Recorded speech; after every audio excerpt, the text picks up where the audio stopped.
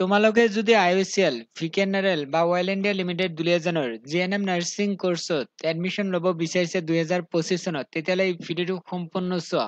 এই ভিডিঅ'ৰ জৰিয়তে তোমালোকক জনাই দিয়া হ'ব আইওচিএলৰ জিএনএম নাৰ্ছিং কোৰ্চত টোটেল সিট কিমান আছে, ভিকেনাৰেলৰ কিমান আছে, অইল ইণ্ডিয়া লিমিটেড দুলীয়াজানৰ কিমান আছে জনাই দিয়া হ'ব। কাৰণ এইটো ফ্ৰী কোৰ্চ হয়, এডমিশ্যন ফ্ৰী থাকে, হোষ্টেল ফ্ৰী থাকে, খোৱা লোৱা ফ্ৰী থাকে, কিন্তু ভিকেনাৰেলত এটা মানে খোৱাৰ বাবদ ফিজ লয়।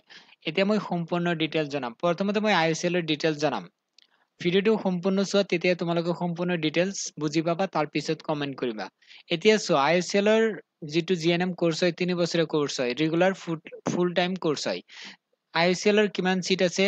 জিএনএমৰ 30টা, তাৰ ভিতৰত আনৰিজাৰ্ভ কেটেগৰীৰ অৰ্থাৎ জেনাৰেলৰ 14টা সিট আছে, ইডব্লিউএছৰ 3টা, এছচিৰ 2টা, এছটিৰ 3টা, ওবিচি এনচিএলৰ 8টা, টোটেল 30টা সিট হ'ল। এতিয়া তোমালোকে এডমিশ্যন ল'ব পাৰিবা। সেই কলেজৰ নাম হ'ল, স্কুলৰ নাম হ'ল Assam oil school of nursing, ডিগবৈত আছে, মানে তিনিচুকীয়া ডিষ্ট্ৰিক্টত আছে। এতিয়া তোমালোকৰ বাকি ডিটেইলছ ইয়াতে কি কৈছে যে আইওচিএলত এডমিশ্যন ল'বলৈ হ'লে 17 বছৰ মিনিমাম হ'ব লাগে বা 17 পৰা 24 বছৰ হ'ব লাগে, কিন্তু আইএনচিয়ে মানে বেলেগ কৰি দিছে নিয়মটো। এতিয়া মানে যদি 17 পৰা 35 মানে এডমিশ্যন চলি আছে অসমত, মানে এইটো নিয়ম কৰি দিছে 17 পৰা 35 ভিতৰত হ'ব লাগে, তেতিয়া মানে এডমিশ্যন ল'ব পাৰে। তো ইয়াতো সেইটো নিয়ম মানে চলিব। আৰু চোৱা, তোমালোকৰ এপ্লাই মোডটো অনলাইন কৰিব লাগিব। কেনেকৈ এপ্লাই কৰিব পাৰিবা জনাই দিয়া হ'ব।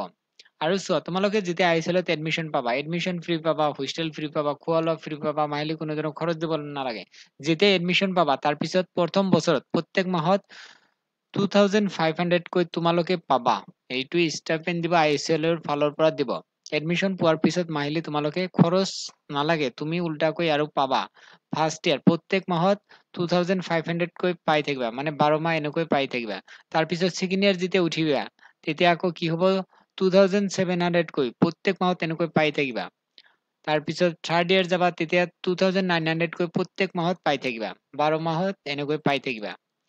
তো হৈ গ'লে এইখিনি ডিটেইলছ। এতিয়া তোমালোকৰ সিলেকশ্যন প্ৰচেছ কি হ'ব, যে সিলেকশ্যন প্ৰচেছৰ মানে পিছত কম। এতিয়া মানে কি কি প্ৰমাণ পত্ৰ লাগে আইওচিএলত, এইটো ইম্পৰ্টেণ্ট। যদি কাৰোবাৰ বাকী আছে এতিয়া এপ্লাই কৰিবা। 10 পাছৰ মানে প্ৰমাণ পত্ৰ লাগিব। তাৰপিছত এছচি এছটি ওবিচি এনচিএলটো লাগিব, যিসকল ওবিচি এমওবিচি হয় এনচিএলটো লাগিব। যদি ইডব্লিউএছ কোটাত এপ্লাই কৰে, ইডব্লিউএছ চাৰ্টিফিকেট আৰু ইনকাম চাৰ্টিফিকেট লাগিব। ক্লাছ 10-12ৰ মাৰ্কশ্বিট লাগিব।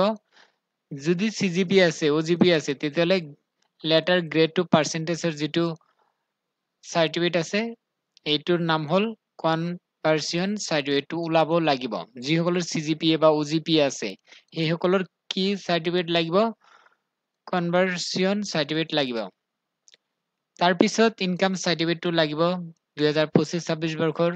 তাৰপিছত পিআৰচি লাগিব, এইটো ইম্পৰ্টেণ্ট। এইখিনি হৈ গ'ল। এতিয়া তোমালোকৰ এইটো মানে এডমিশ্যন কেনেকৈ ল'ব পাৰিবা জনাই দিম লাষ্টত। এতিয়া বাকী আৰু কি কি আছে, অইল ইণ্ডিয়া দুলীয়াজানৰ, অইল ইণ্ডিয়া দুলীয়াজান এইটো ক'ত আছে চোৱা, এইটো দুলীয়াজানৰ আছে তোমাৰ ডিব্ৰুগড়ত। তো অইল ইণ্ডিয়া দুলীয়াজানৰ টোটেল সিট কিমান আছে, জিএনএমৰ 30টা সিট আছে। আৰু এডমিশ্যন ক'ত ল'ব পাৰিবা, school of nursing oil India hospital দুলীয়াজানত ল'ব পাৰিবা, ডিব্ৰুগড় জিলাত।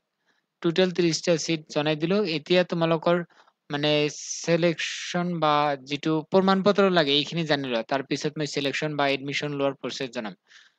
তোমালোকৰ পাছপোৰ্ট সাইজ ফটো লাগিব, সিগনেচাৰ এইটো লাগিব। তাৰপিছত মেট্ৰিক পাছৰ এডমিট কাৰ্ড, পাছ চাৰ্টিফিকেট লাগিব, জন্মৰ চাৰ্টিফিকেট লাগিব। তাৰপিছত পিআৰচি লাগিব, বনাবা। যিসকলে বনোৱা নাই এপ্লাই কৰি দিয়া, সময় লাগে। তাৰপিছত এইচএছ পাছৰ, মেট্ৰিক পাছৰ মাৰ্কশ্বিট লাগিব। তাৰপিছত কাষ্ট চাৰ্টিফিকেট লাগিব। যদি ইডব্লিউএছত এপ্লাই কৰা, ইডব্লিউএছ চাৰ্টিফিকেট আৰু ইনকাম চাৰ্টিফিকেট লাগিব। ফিজিকেল যিসকলে ডিচেবিলিটি আছে সিহঁতৰ ডিচেবিলিটি চাৰ্টিফিকেট লাগিব, ইয়াতে উল্লেখ কৰিছে। এতিয়া কোনটো কোৰ্চ জনাম, ভিকেনাৰেল নুমলীগড়ত আছে, গোলাঘাট ডিষ্ট্ৰিক্টত। ইয়াতে চোৱা, টোটেল 40টা সিট আছে। ভিকেনাৰেল স্কুল অফ নাৰ্ছিং, ইয়াতে তোমালোকে এডমিশ্যন ল'ব পাৰিবা। তাৰপিছত ইয়াতে কি উল্লেখ কৰিছে, কি কি প্ৰমাণ পত্ৰ লাগে জনাই দিম। চব ফটো লাগিব, এজ প্ৰুফ হিচাপে এডমিট কাৰ্ড বা জন্মৰ চাৰ্টিফিকেট, বা য'ত মানে মাৰ্কশ্বিটত যদি লিখা আছে ডেট অফ বাৰ্থ হৈ যাব। পিআৰচিটো লাগিবই। কাষ্ট চাৰ্টিফিকেট যদি ইলিজিবল হয়, এপ্লিকেবল হয় লাগিব। এনচিএলটো লাগিব। সো ওবিসি এমওবিসিৰ এনচিএলটো লাগিব। ইডব্লিউএছ যদি কোটাত এপ্লাই কৰা ইডব্লিউএছ চাৰ্টিফিকেটটো লাগিব। তাৰপিছত ইয়াতে কৈছে যে ডকুমেন্টস মেনশন মানে এনেকুৱা এখন প্ৰমাণপত্ৰ লাগিব য'ৰ পৰা তোমালোকে ক্লাছ মেট্ৰিক পাছ কৰিছা। মেট্ৰিক পাছত বা এইচএছৰ পাছত য'ত মানে স্কুলৰ নাম লিখা আছে। তাৰপিছত মাৰ্কশ্বিট এইচএছ পাছৰ লাগিব, চাৰ্টিফিকেট লাগিব। তাৰপিছত যদি ডিসেবিলিটি আছে কোনোবাই ক্যান্ডিডেট তেতিয়াহ'লে ডিসেবিলিটি সাৰ্টিফিকেট লাগিব আৰু যদি এনএম নাৰ্সিং কোৰ্স কৰিছিল সেইসকল ক্যান্ডিডেট যদি এডমিশন ল'ব বিচাৰে তেতিয়াহ'লে এনএমৰ ৰেজিষ্ট্ৰেচন লাগিব। এতিয়া জনাম যে এডমিশন ল'বলৈ কি প্ৰসেস ফলো কৰিব লাগিব। তোমালোকৰ এনএমৰ কি জিএনএমৰ ফৰ্ম ফিলআপ কৰিব লাগিব এই শ্ৰীমন্ত শংকৰদেৱ ইউনিভাৰ্চিটিৰ। এই ফৰ্ম ফিলআপ কৰি তাৰ পিছতে তাতে তোমালোকে এডমিশন ল'ব পাৰিবা। প্ৰথম এই ফৰ্মটো ফিলআপ কৰা, তাৰপিছত এন্ট্ৰেন্স পৰীক্ষা দিয়া। এন্ট্ৰেন্স পৰীক্ষা কেতিয়া হ'ব জনাই দিছো। তাৰপিছত এন্ট্ৰেন্স পৰীক্ষা দিয়াৰ পিছত ৰিজাল্ট দিব। তাৰপিছত আইচিএল ভিকেনেৰেল আৰু অল ইণ্ডিয়া দুলীয়াজানৰ ফৰ্ম দিব। সেই ফৰ্মটো ফিলআপ কৰিব লাগিব। এতিয়া তোমালোকে শ্ৰীমন্ত শংকৰদেৱ ইউনিভাৰ্চিটিৰ জিএনএম নাৰ্ছিং কোৰ্সৰ ফৰ্ম ফিলআপ কৰা। এই ফৰ্ম ফিলআপ কৰিলে অসমৰ যিমানবোৰ চৰকাৰী বা প্ৰাইভেট জিএনএম ট্ৰেইনিং চেণ্টাৰ বা ইনষ্টিটিউট আছে সেইবিলাকৰ ফৰ্ম ফিলআপ হৈ যাব, এক্সট্ৰাকৈ আৰু নাহে। বাকী এক্সট্ৰাকৈ কোনবিলাকৰ আহিব আইচিএল ভিকেনেৰেলৰ আৰু অল ইণ্ডিয়া দুলীয়াজানৰ। কিন্তু এই ফৰ্মটো ফিলআপ কৰিব লাগিব আৰু এই পৰীক্ষাটো দিবই লাগিব। এইটো বাধ্যতামূলক। এই পৰীক্ষা নিদিয়াকৈ তোমালোকে জিএনএম নাৰ্ছিঙত এডমিশন ল'ব নোৱাৰিবা অসমত। এই যিটো পৰীক্ষা হ'ব এই পৰীক্ষাৰ চিলেবাছ হ'ল ইংৰাজী, গণিত, বিজ্ঞান ক্লাছ 10ৰ। তাৰপিছত তোমালোকৰ পৰীক্ষাৰ চেণ্টাৰ অলৰেডি জনাই দিছো গুৱাহাটী, ডিব্ৰুগড়, শিলচৰ, যোৰহাট, তেজপুৰ, বৰপেটা, ডিফু, ধুবুৰী, লখিমপুৰ আৰু কোকৰাঝাৰত হ'ব। আৰু এই এন্ট্ৰেন্স পৰীক্ষাৰ চিলেবাছ অনুসৰি আমি কিতাপ বনাইছো। জেনাৰেল সায়েন্স অৰ্থাৎ সাধাৰণ বিজ্ঞান, ইংৰাজী, গণিতৰ প্ৰশ্ন উত্তৰ আছে আৰু কিতাপত মানে চেম্পল কুৱেশ্যন পেপাৰ আছে। এই যিটো শ্ৰীমন্ত শংকৰদেৱ ইউনিভাৰ্চিটিৰ যিটো পৰীক্ষা হ'ব সেই পৰীক্ষাৰ চিলেবাছ অনুসৰি চেম্পল কুৱেশ্যন পেপাৰ তোমালোকে ইয়াতে পাই যাবা। ইংলিছ এছামিছ মিডিয়ামৰ আছে পৰীক্ষা। তোমালোকৰ প্ৰশ্ন ইংৰাজীতো আহিব, এছামিছতো আহিব।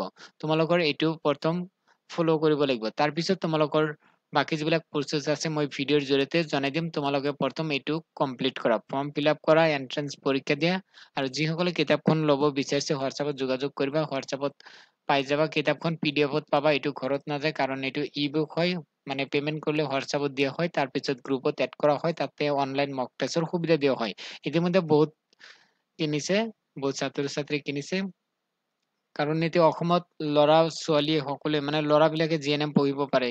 কেনেকৈ পঢ়িব পাৰে আমি জনাই দিম। ফৰ্ম এইটো ফিলআপ কৰি এতিয়া পৰীক্ষা দিয়া, তাৰপিছত বাকী প্ৰচেছ ভিডিঅ'ৰ জৰিয়তে তোমালোকক জনাই দিবা। আৰু যিসকলে এতিয়ালৈকে চেনেলটো ছাবস্ক্ৰাইব কৰা নাই ছাবস্ক্ৰাইব কৰি কাষত থকা বেল আইকনটো প্ৰেছ কৰি থৈ দিয়া, তেতিয়া তোমালোকে নতুন নতুন আপডেট বিলাক এই চেনেলৰ জৰিয়তে পাবা।